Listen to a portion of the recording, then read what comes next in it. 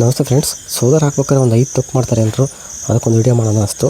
ಸೋಲಾರ್ನ ಪೂರ್ವ ದಿಕ್ಕು ಈ ಕಡೆಯಲ್ಲಿ ಹಾಕೋಕ್ಕಿಂತ ದಕ್ಷಿಣ ದಿಕ್ಕಲ್ಲಿ ಹಾಕಿ, ಇದು ಒಂದನೇದ್ದು.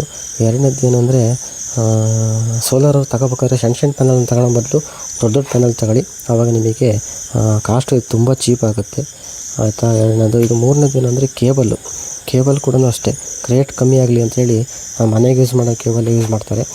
ಅದನ್ನು ಅವಾಯ್ಡ್ ಮಾಡಿ. ಆದಷ್ಟು DC ಕೇಬಲ್ಲು, ಸೋಲಾರ್ ಕೇಬಲ್ ಅಂತಲೇ ಮಾರ್ಕೆಟಲ್ಲಿ ಸಿಗುತ್ತೆ. ಕಾಸ್ಟ್ ವೈಸ್ ಸ್ವಲ್ಪ ಜಾಸ್ತಿ ಇರ್ಬೋದು.